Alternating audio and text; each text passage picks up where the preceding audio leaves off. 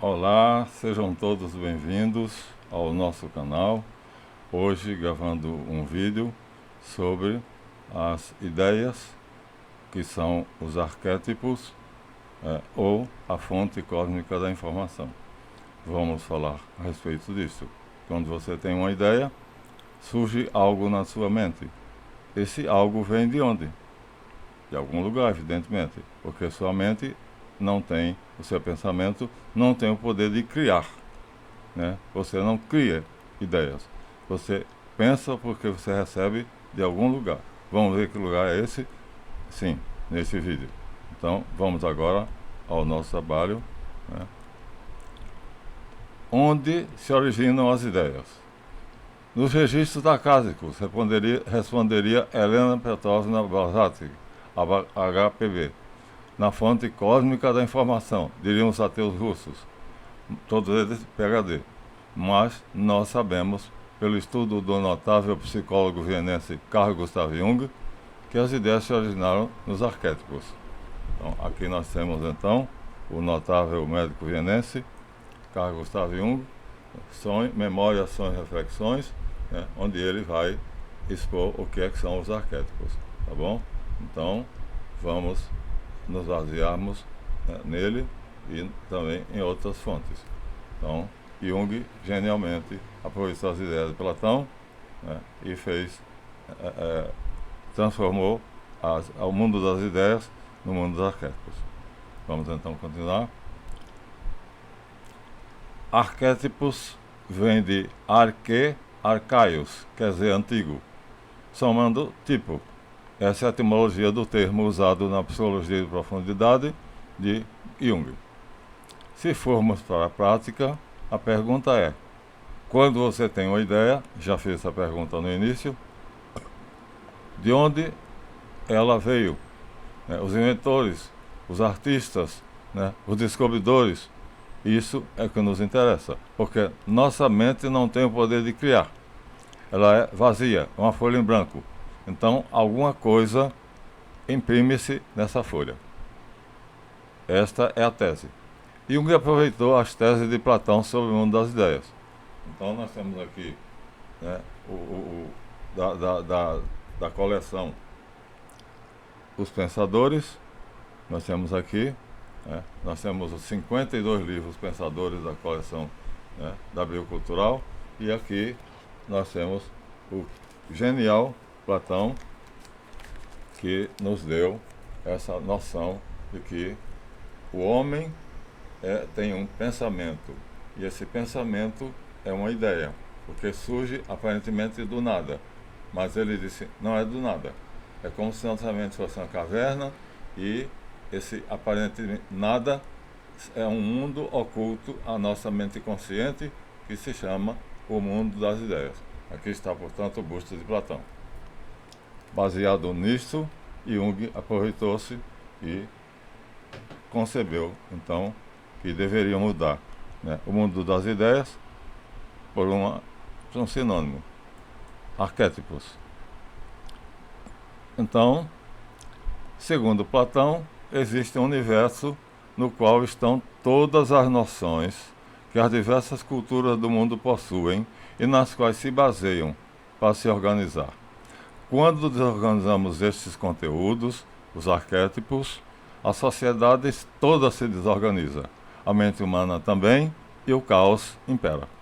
É o que estamos vendo desde a implantação da NWO, porque distorceram os arquétipos, inverteram-nos, com a intenção de substituir os valores tradicionais por outros. Por isso eu digo, não sou conservador, sou tradicionalista. Não, uma coisa é diferente da outra, tá? Então, conservar é manter aquilo que está.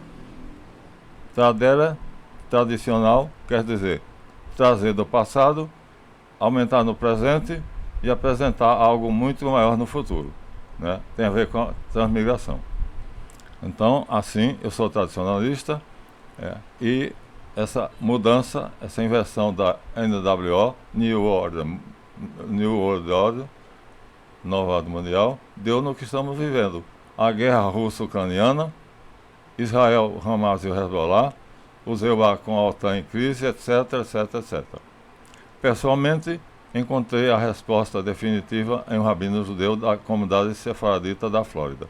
Então, um notável homem judeu, que é grão rabino da comunidade sefaradita de Flórida, chamado Meir Metzila Melamed. Aqui está a foto do respeitável rabino. Vamos nos acostumar com ele, porque ele é extremamente sério e nós nos baseamos somente em pessoas sérias para falar para vocês sobre coisas sérias. Não nos interessa falar bobagem, fantasias e fábulas. Aqui está Meir Metzila Melamed, que é rabino da comunidade sefaradita. Veja, portanto, hebreu de sangue, descendente de Abraão dos patriarcas. Aqui está o livro da oração, Sidur. Mas ele não tem só esse. E não foi nesse que eu achei a ideia básica. Não foi nesse. Eu achei neste aqui. Este aqui está escrito Torá, a lei de Moisés. Então, já mostramos a vocês. Não, isso aqui é um T, tal, a letra tal. Aqui é um V, ou U, O, e aqui é um Resh, e aqui é um Re. Então nós temos aqui T-O-R-A, Torá, a lei de Moisés, que é a mesma coisa que Reshit. Então tanto faz para o hebreu estudioso, sefaradita, o rabino, você dizer a Torá, como você dizer Reshit. A Torá é a lei e Reshit é a lei. Então são duas palavras sinônimas, perfeitamente sinônimas. Mas escolheram colocar aqui Torá. No entanto, aqui dentro ele faz essa ressalva.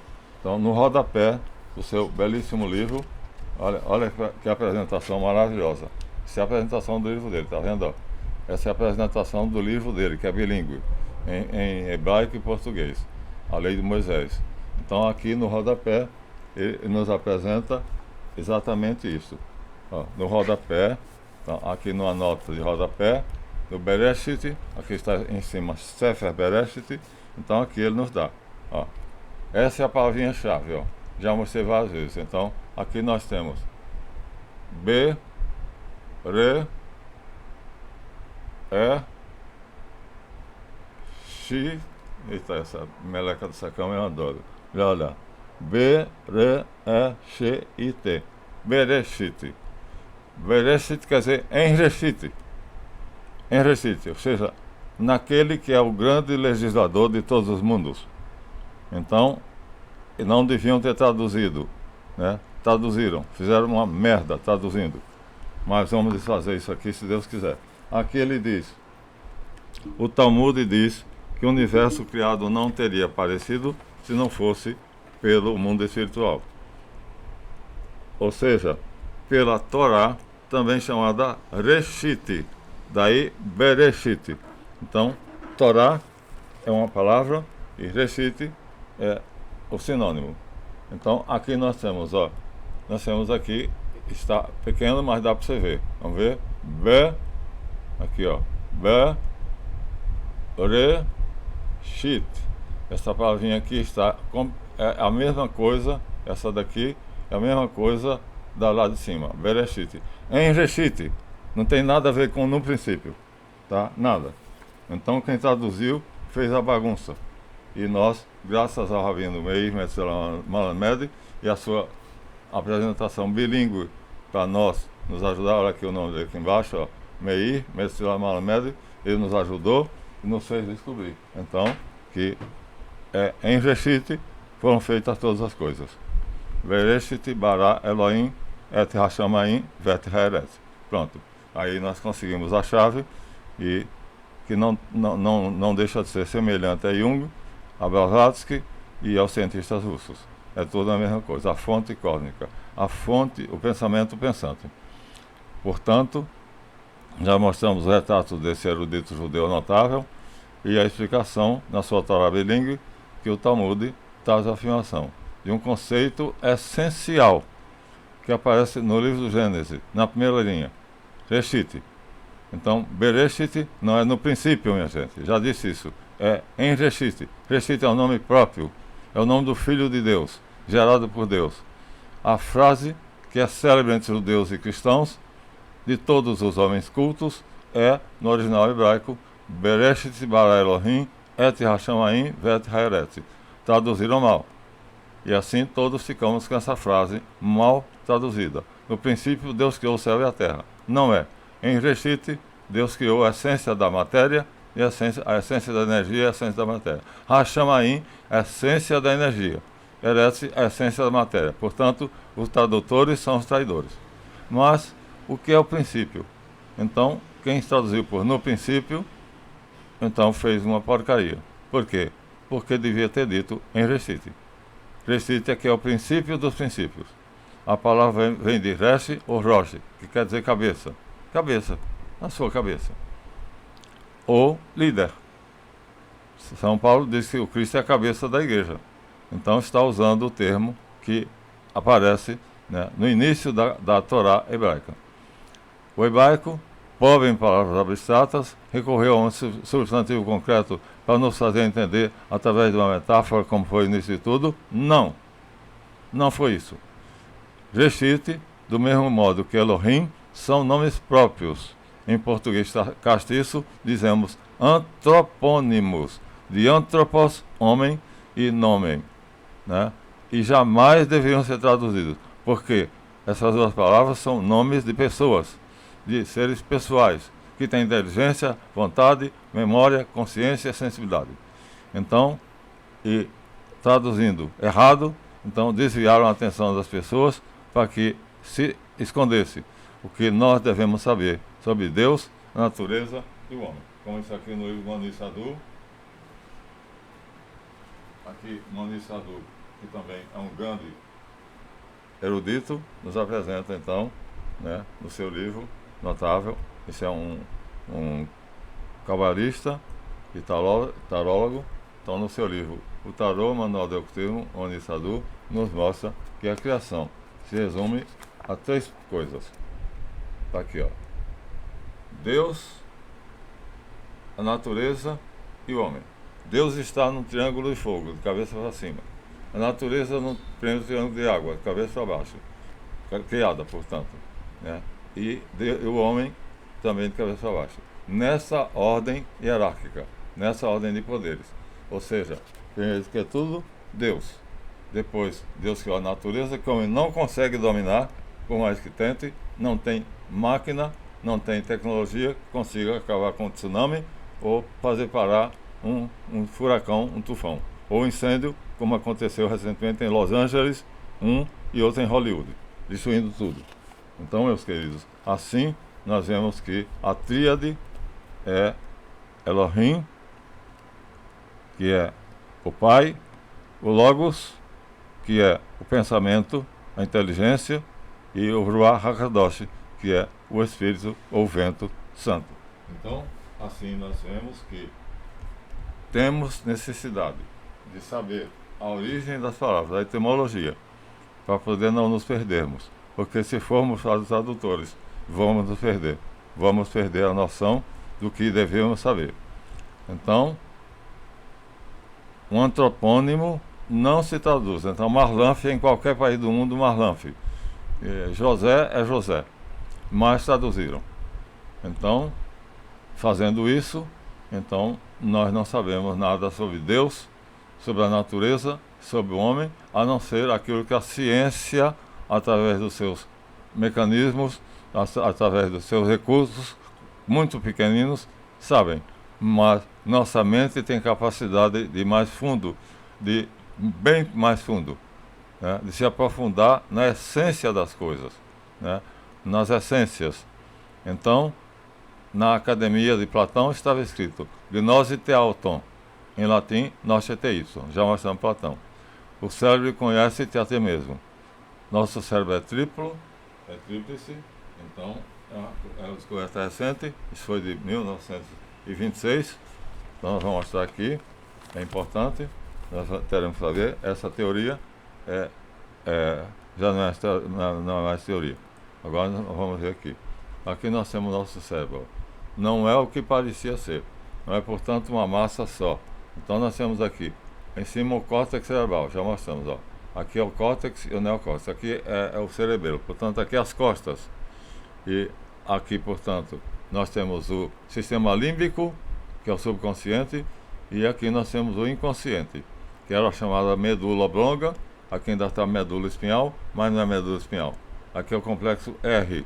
Aqui está a ponte que liga, portanto, a medula ao terceiro cérebro, descoberto em 1926 pelo Dr. MacLean. Então, aqui está a verdade. Nós somos trinos, feitos à imagem e semelhança de Deus, que é uma trindade, o homem também é uma trindade.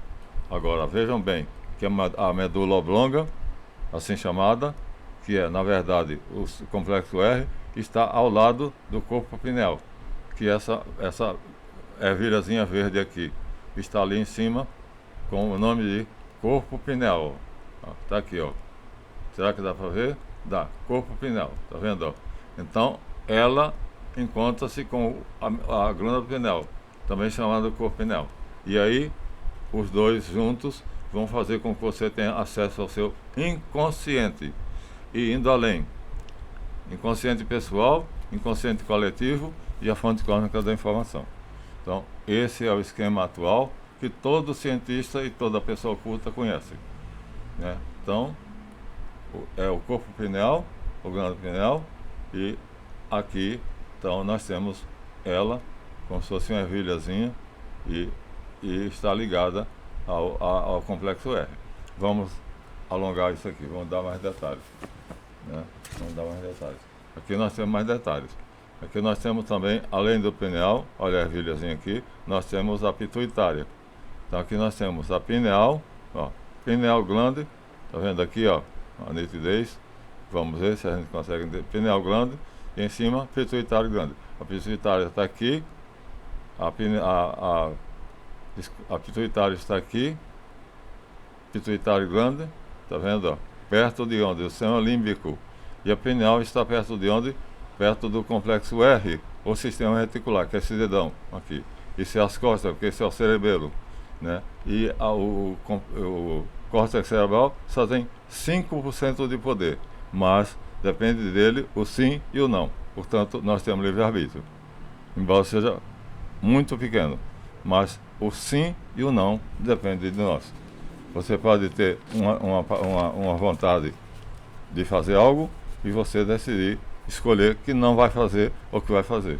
Então aqui está agora a imagem ampliada, tá vendo? A mesma coisa, só que eu consegui ampliada. Aqui está o córtex cerebral, né? Aqui está o sistema límbico e aqui está, portanto, o grande cérebro chamado cérebro reptiliano, que aqui está o nosso Deus. Esse cérebro é Deus em nós e não parece um cérebro, né? Aqui esse bulbo chama-se ponte. E aqui nós temos, portanto, o final dele, a minhoquinha que vai ter aqui, não parece nesse desenho, mas aqui nós vamos ter a glândula pineal. Então ele nos conecta com o nosso inconsciente pessoal, e nos conecta com o inconsciente coletivo e depois com a fonte cósmica da informação. Aqui está o mistério, que todos queriam saber.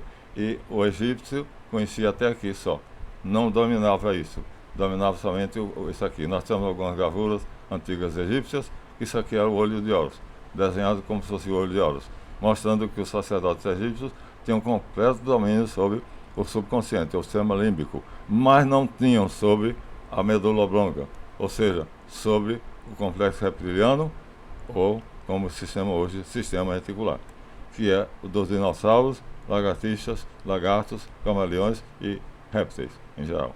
Quando você junta a força disso aqui, disse eu já antes, com a força do seu córtex cerebral, torna isso consciente, você se torna um super-homem. Nada mais, nada menos do que isso. Seus poderes se tornam inimagináveis. Muita gente conseguiu isso. Os rishis indianos, rishi quer dizer poderosos, sábios, né? Então, e os Buda, Gautama Buda é o mais célebre, né? Siddhartha.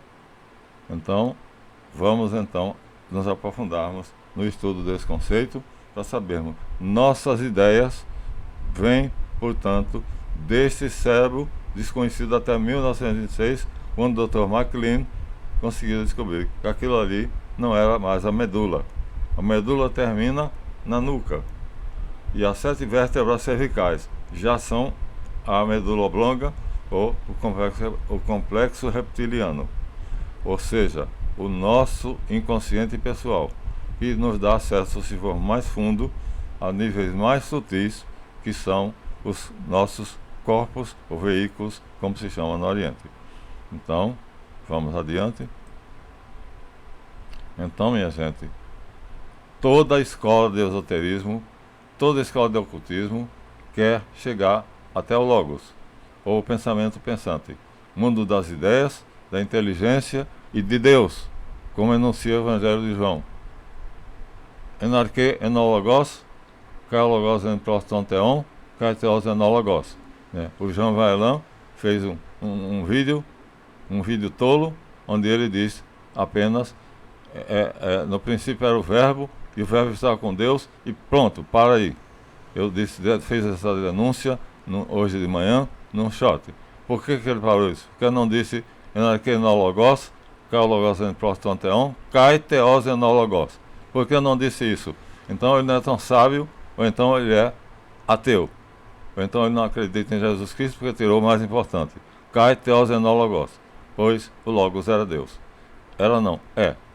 Portanto, é o divino Hermes Trismegisto, que a escola de Xandia estudava com afinco, na verdade era Thoth. No templo de Luxor, Karnak, Heliópolis, ele era um sacerdote chamado Thoth, ou Tat. Ele é endeusado por seus pares, incluído na Enéade, portanto endeusado depois de morto fisicamente, no seu notável discurso a Poimandes. Temos isso aqui no Corpus Hermético, um livro que não pode deixar de ser conhecido por qualquer pessoa que deseje se aprofundar no ocultismo. Então nós temos aqui, começa com o discurso a Poimandes. Poimandes, portanto, é o Logos. E o Logos fala com Asclepios. Então o discurso é Asclepios e quem fala é Poimandes.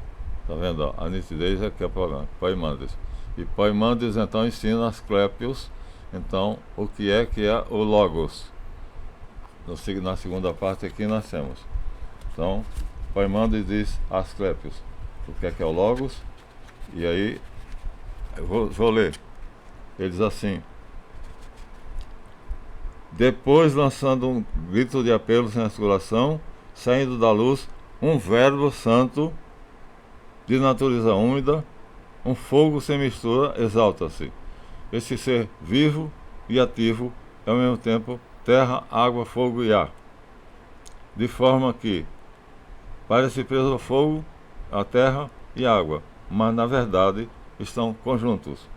E o verbo se coloca sobre todas as coisas, segundo se percebe desde a antiguidade. Então disse eu: Poimandes, compreendeste o que esta visão significa? Eu saberei.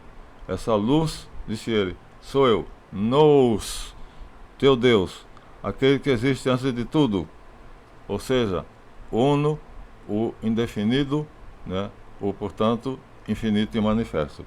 Para Hermes, Nous, Elohim no hebraico. Quem então é o verbo luminoso que apareceu fora da obscuridade? Disse eu: veja, o que te vês e ouve é o verbo do Senhor.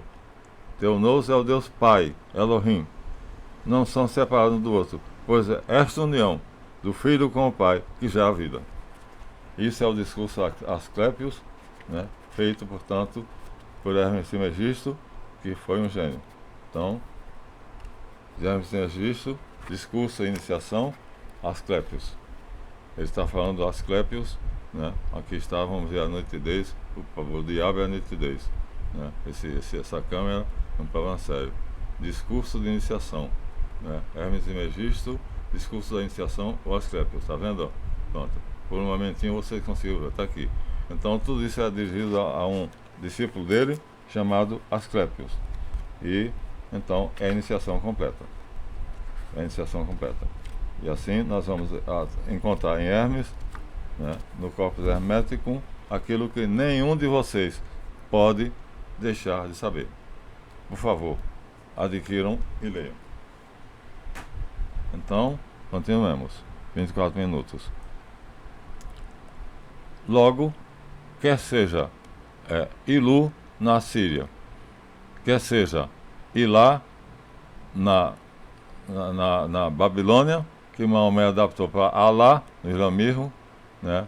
Quer seja o Nous, no discurso Apoimandres, do Corpus Herméticos, voltando ao Gênesis 1, a frase é conhecida que dá Elohim, no plural, pois o singular é El, como sendo infinito e manifesto.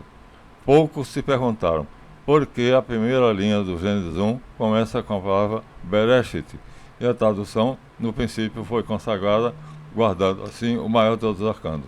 Bereshit é a nascente de todas as coisas, princípio dos princípios, substância de todas as substâncias. Os 70, na Septuaginta, traduziram por Arque. Arque também quer dizer maior ou a mais antiga de todas as coisas. A Septuaginta é do ano 300 a.C. Portanto, Jesus não tinha nascido ainda, nem Hermes Trismegisto já tinha nascido. Hermes é de... Não tinha. 2326. Então, nem Hermes tinha nascido, nem Jesus, quando o sábio genial Hermes Trismegisto, que é Thoth, já tinha, portanto, uma noção claríssima do que é o Logos, o Verbo, e de que é o Pai do Verbo. Porque o Verbo é o Filho, o Logos é o Filho, e o Pai é o Nous, o Elohim. O El, inteligência, vontade, memória, consciência, sensibilidades. Então, mas com o tempo, o termo arque caiu em desuso, sendo substituído por Logos, que é usado no quarto evangelho, somente por ele. Então, vocês veem, né? João teve um encontro com vários gregos, 15 gregos, né? E entre esses gregos estava um que estava fazendo parte da escola de Alexandria, né? Então, era judeu, e esse grego passa para ele o cristão estudando, né, dentro da escola de Alexandria, e traz para ele a noção de Logos, que quer conhecer Jesus, dizendo que tem todas as condições de afirmar que Jesus é o Logos, né?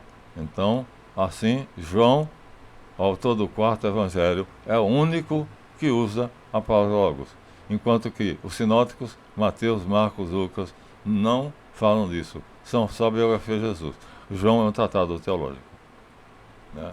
Então, assim, João afirma sem rodeios que o Logos era Deus, decodificando o que os judeus tentaram esconder.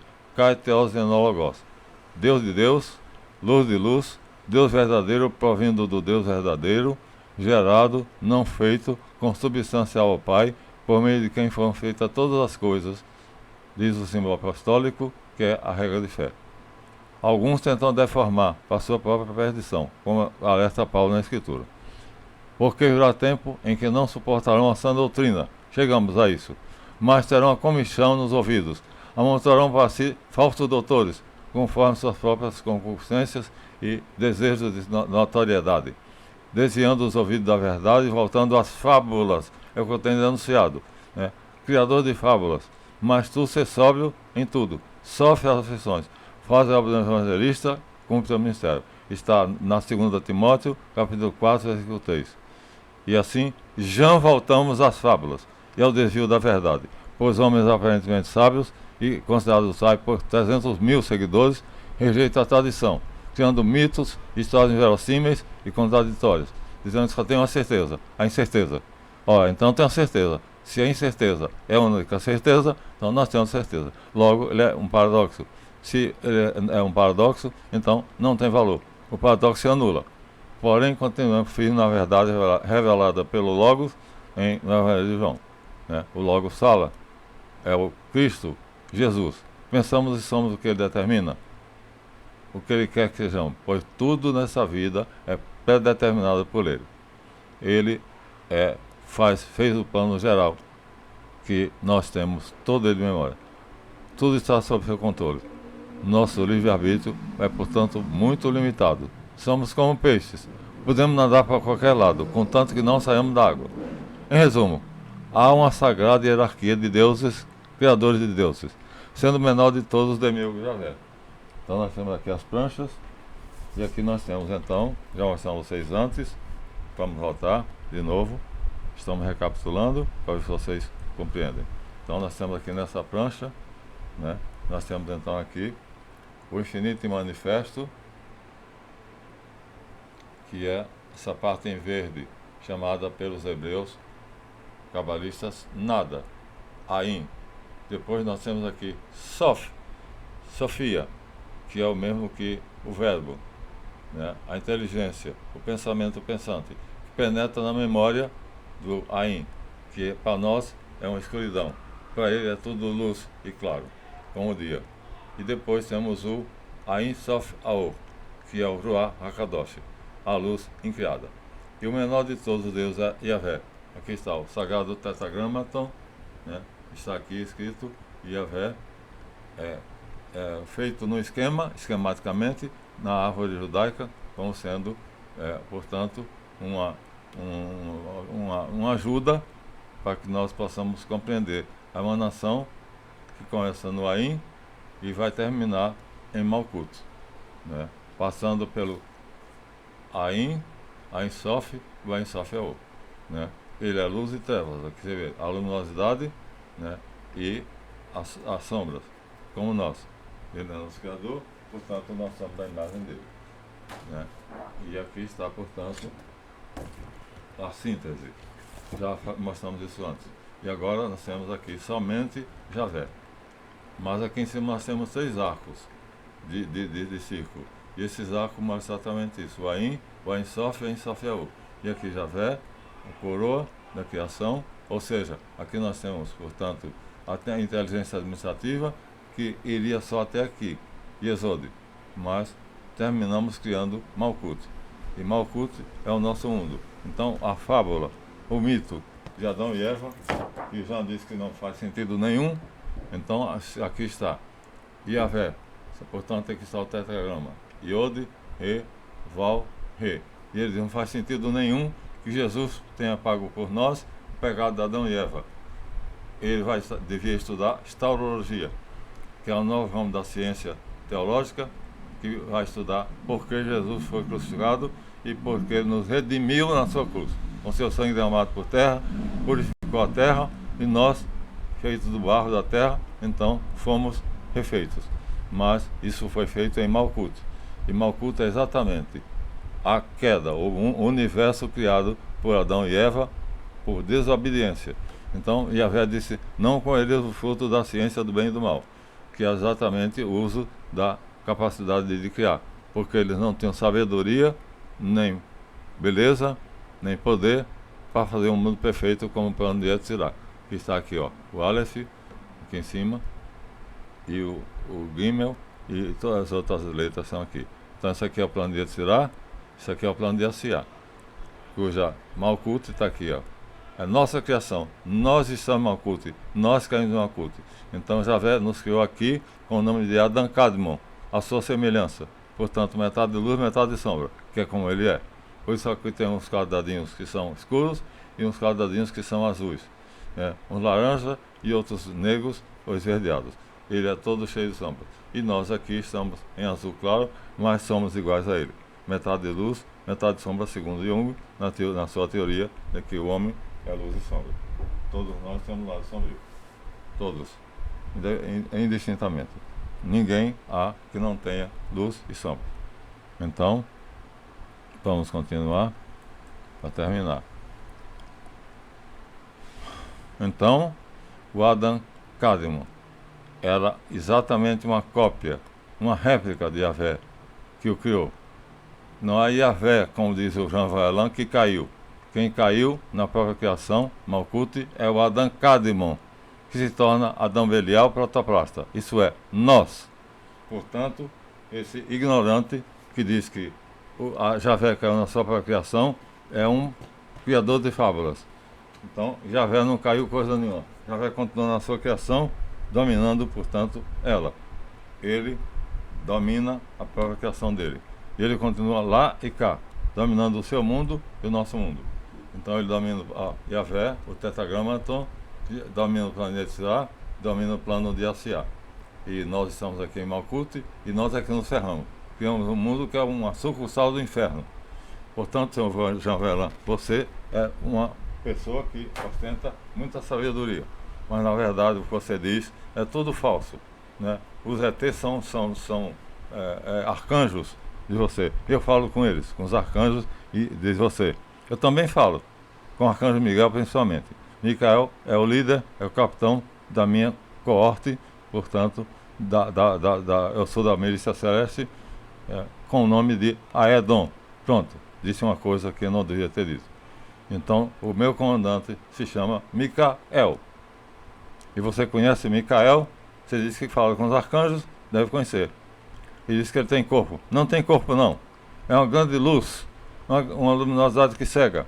Há 2, 3 dias atrás fizemos uma projeção mental com o nosso sobrinho, né, que é Canaril, o pseudônimo que ele usa, e ele foi de Malkuth para com Sandalfon e homens da guarda dele, foi para Yesod, de Yesod para Netzar, Netzar para Hod.